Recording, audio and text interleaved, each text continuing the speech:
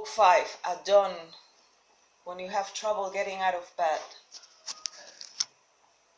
Tell yourself, I have to go to work as a human being. What do I have to complain of if I'm going to do what I was born for, the things I was brought into the world to do? Or is this what I was created for, to huddle under the blankets and stay warm? But it's nicer here. So you were born to feel nice instead of doing things and experience them? Don't you see the plants, the birds, the ants, the spiders and bees going about their individual tasks, putting the world in order as best they can, and you are not willing to do your job as a human being? Why aren't you running to do what your nature demands? But we have to sleep sometime. Agreed, but nature set a limit on that, and it did so on eating and drinking. You're over the limit. You have more than enough of that, but not of working. You're still below your quota. You don't love yourself enough, or you love your nature too, and what it demands of you. People who love what they do wear themselves down doing it. They even forget to wash or eat.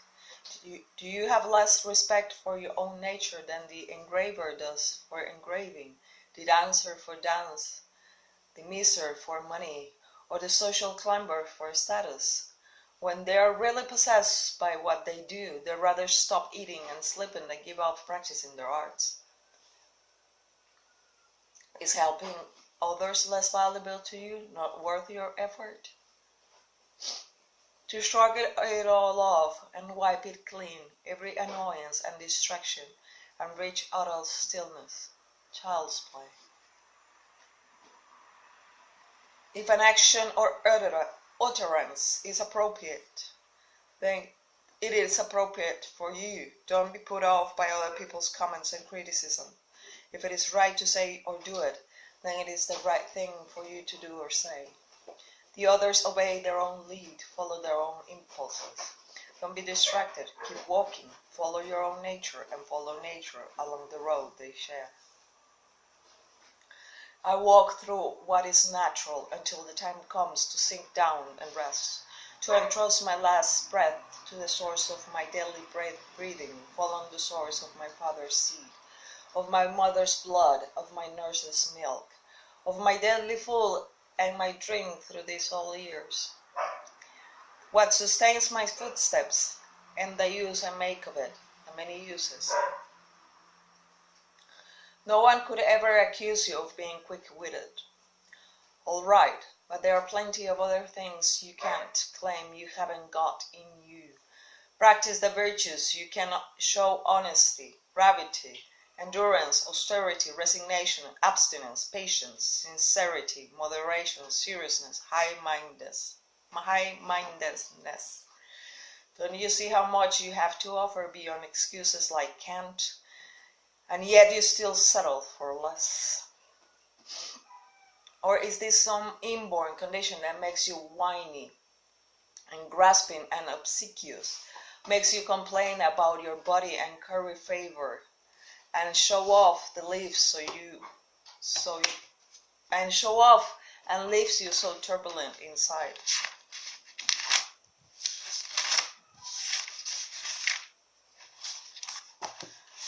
Obsequious.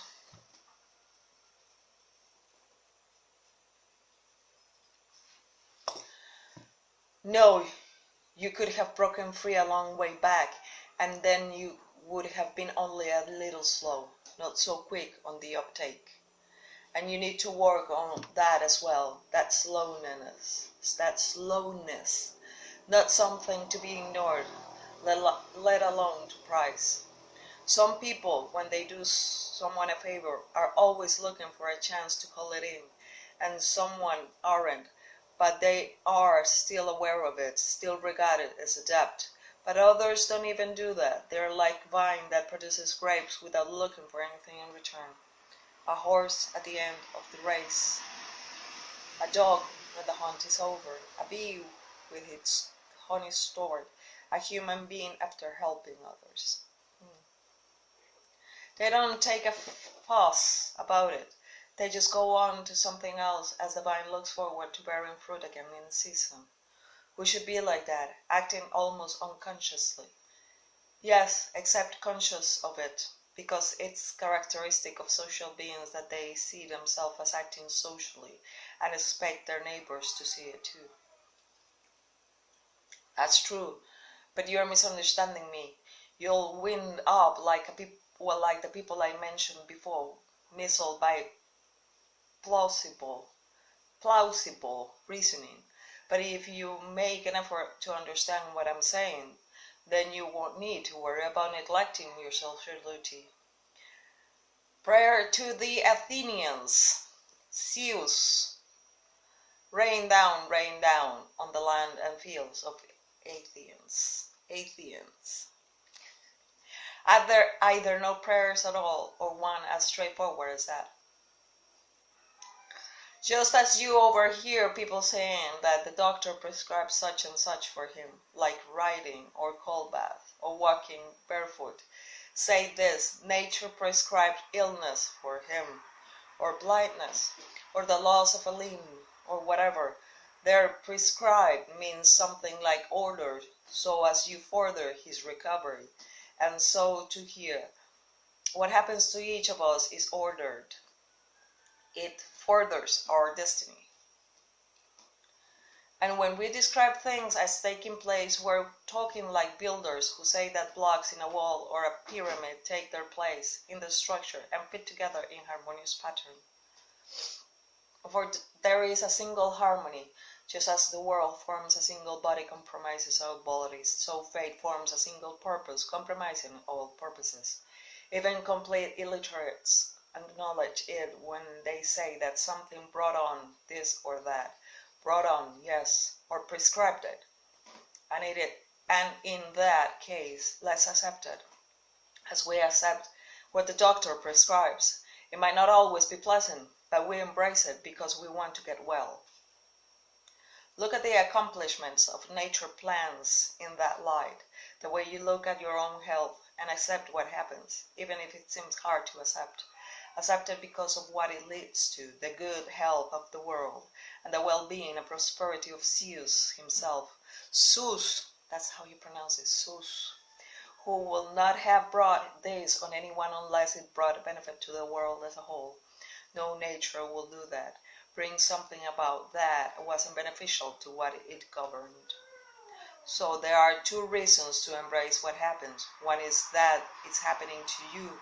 It was prescribed for you, and it pertains to you. The thread was spun long ago by the oldest cause of all. The other reason is that what happens to an individual is a cause of well-being in what directs the world, of its well-being, its fulfillment, of its very existence even. Because the whole is damaged if you cut away anything at all, from its continuity and its coherence. Not only its parts, but its purpose. And that's what you're doing when you complain, hacking and destroying. Wow.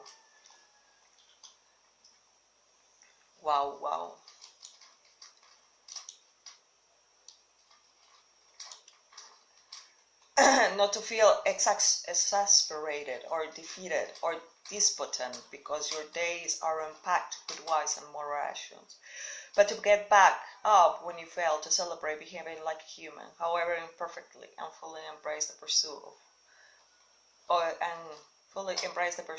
that you've embarked on, and not to think of philosophy as your instructor, but as the sponge and egg white that relieve ophthalmia, as a soothing ointment, a warm lotion, not showing off your obedience to the Logos, but resting in it. Remember, philosophy requires only what your nature already demands. What you've been after is something else again, something unnatural. But what could be preferable? That's exactly how pleasure traps us, isn't it? Wouldn't magnanimity be preferable, or freedom, honesty, prudence, pity? And is there anything preferable to thought itself, to logic, to understanding? Think of their sure-footedness, their fluent stillness.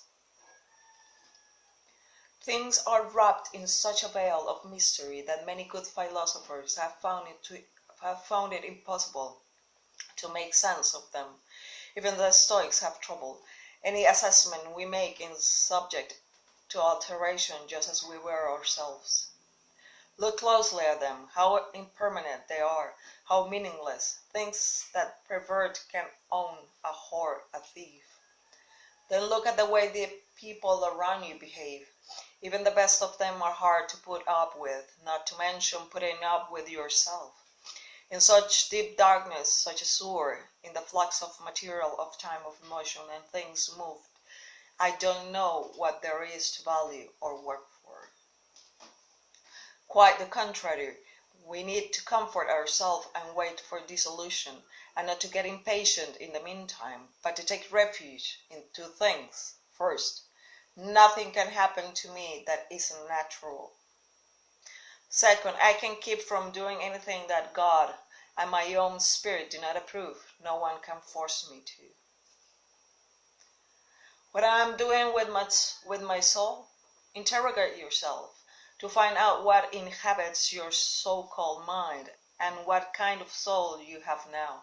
A child's soul, an adolescent's, a woman's, a tyrant soul, a soul of a predator or its prey. Another way to grasp what ordinary people mean by goods. Suppose you took certain things as touchstones of goodness, prudence, self-control, justice, and courage, say. If you understood goods as meaning those, you wouldn't be able to follow that line about so many goods. It wouldn't make any sense to you. Whereas if you'd internalize the conventional meaning, you'll be able to follow it perfectly. You'd have no trouble seeing the author's meaning and why it was funny. Which shows that most people do acknowledge a distinction, otherwise we wouldn't recognize the first sense as jeering and reject it automatically, whereas we accept the second, the one referring to wealth and the benefits of celebrity and high living, as amusing and apropos.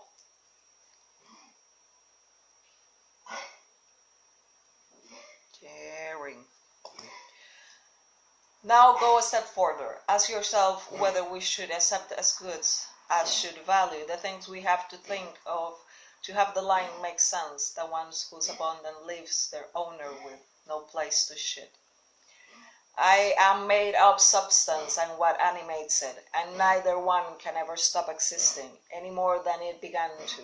Every portion of me will be reassigned as another portion of the world, and that in turn transform into another, ad infinitum. I was produced through one such transformation, and my parents too, and so on back, ad infinitum. And B still holds good, even if the world does through recurrent cycles.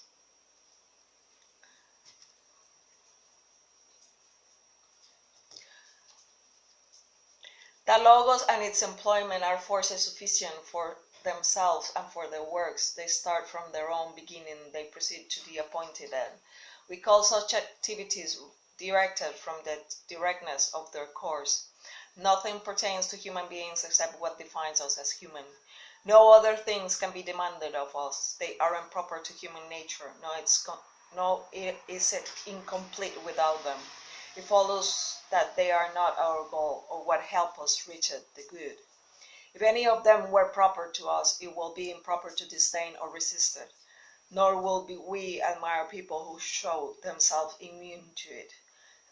If the things themselves were good, it could hardly be good to give them up. But in reality, the more we deny ourselves such things and things like them, or are deprived of them involuntarily, even the better we become. The things you think about determine the quality of your mind. Your soul takes on the color of your thoughts. Color it with a run of thoughts like this. Anywhere you can lead your life, you can lead a good one. Lives are led at court. Then good ones can be. Things gravitate toward what they are intended for. What things gravitate toward is their goal. A thing's goal is what benefits it. It's good. A rational being good is unselfishness.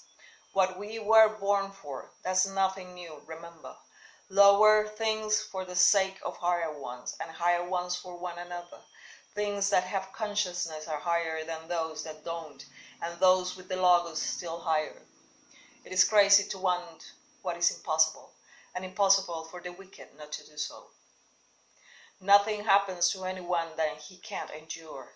The same thing happens to other people, and they weather it unharmed, out of sheer obliviousness, or because they want to display character. Is wisdom really so much weaker than ignorance and vanity? Things have no hold on the soul, they have no access to it, cannot move it or direct it. It is moved and directed by itself alone. It takes the things before it and interprets them as it sees fit. In a sense, people are our proper occupation. Our job is to do them good and put up with them. But when they obstruct our proper tasks, they become irrelevant to us, like sun, wind, animals. Our actions might be impaired by them, but there can be no impeding our intentions or our dispositions, because we can accommodate and adapt. The mind adapts and converts to its own purposes the obstacles to our acting. The impediment to action advances action. What stands in the way becomes the way. Honor that which is greatest in the world, and on those business all things are employed, and by whom they are governed. And honor what is greatest in yourself, the part that shares its nature with that power, all things. In you as well are employed about its business, and your life is governed by it. If it does not harm the community, it does not harm its members. When you think you've been injured, apply this rule. If the community isn't injured by it, neither am I. And if it is, anger is not the answer. Show the offender where he went wrong. Keep in mind how fast things pass by and are gone. Those are now and those to come. Existence flows past us like a river. The what is in constant flux. The why has 1,000 variations. Nothing is stable, but even what's right here. The infinity of past future gapes before us, a shams whose depths we can't see. Shams. So it will take an idiot to feel self-importance or distress, or any indignation either, as if the things that irritate us lasted. Remember, matter how tiny you share of it, time, how brief and fleeting your allotment of it, fate, how small a role you play in it. So other people hurt me? That's their problem. Their character and actions are not mine. What is done to me is ordained by nature, what I do by my own. The mind is the ruler of the soul. It should remain unsteered by agitations of the flesh, gentle and violent ones alike, not mingling with them, but fencing itself off and keeping those feelings in their place. When they make their way into your thoughts, through the sympathetic link between mind and body, don't try to resist the sensation. The sensation is natural, but don't let the mind start in with judgment, calling it good or bad. To live with the gods, and to do what is to show them that your soul accepts what is given and does what the Spirit requires. The Spirit God gave each of us to lead and guide us, a fragment of Himself, which is our mind, our logos. Don't be irritated at people's smell or bad breath. What's the point? With that mouth, with those armpits, they are going to produce that odor. But they have a brain. Can they figure it out? Can they recognize the problem? So you have a brain as well. Good for you. Then use your logic to awaken his. Show him, make him realize it. If he'll listen, then you'll have solved the problem without anger. Neither player, king, nor prostitute. You can live here as you expected to live there. If they won't let you, you can depart life now and forfeit nothing. If the smoke makes me cough, I can live. What's so hard about that? Until things reach that point, I'm free. No one can keep me from doing what I want. And I want what is proper to rational beings living together. The world's intelligence is not selfish. It created lower things for the sake of higher ones, and it attuned the higher ones to one another. Look how it subordinates, how it connects, how it assigns each thing what each deserves and brings the better things into alignment. How have you behaved to the gods and your parents, to your siblings, to your wife, to your children, to your teachers, to your nurses, to your friends, to your relatives, to your slaves? Have they all had from you nothing wrong and unworthy, either word or deed?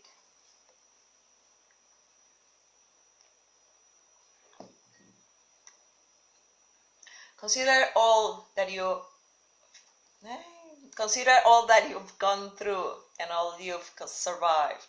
And that story of your life is done, your assignment complete. How many good things have you seen? How much pain and pleasure have you resisted? How many honors have you declined? How many unkind people have you been kind to? Why do other souls, unskilled, untrained, disturb the soul with skill and understanding? And which is that? The one that knows the beginning and the end, and knows the logos that runs through all things and that assigns to all a place, each in its allotted span throughout the whole of time.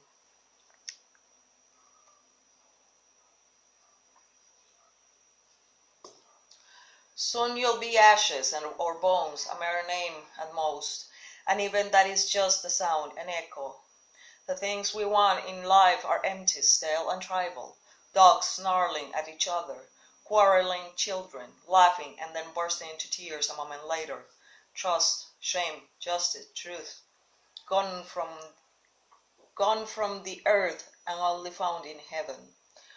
Why are you still here? Sensory objects are shifting and unstable.